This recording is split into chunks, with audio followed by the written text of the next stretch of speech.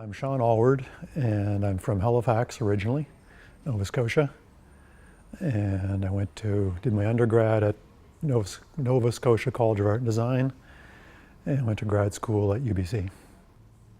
Well, it's an unusual piece of public art. In one aspect of it is unusual in that it's, on the one hand, it's supposed to be looked at, so it's supposed to be something that people will look at and enjoy looking at, but it's also supposed to be something that hides things, blocks vision, particularly sunlight, so the sun doesn't cook people on the other side of the window. So that's why the architects that did the renovation that I worked with putting the mural together, they had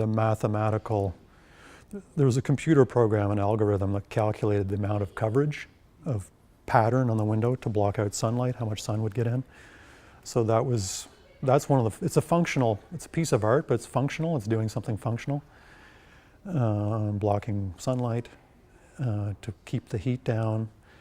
It's also providing visibility due to crime issues or potential safety issues, I guess, outside of the window. Visibility from people being able to see what's happening outside. Technically, in terms of how it's made, I took a fern, I scanned it, played with it digitally on my computer.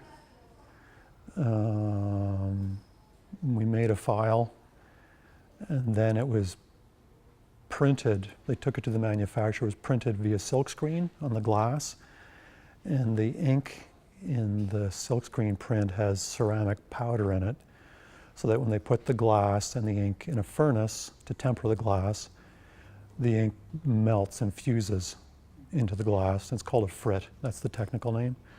So it's permanent. It's completely permanent. So the ferns have probably been here for about 5,000 or 6,000 years.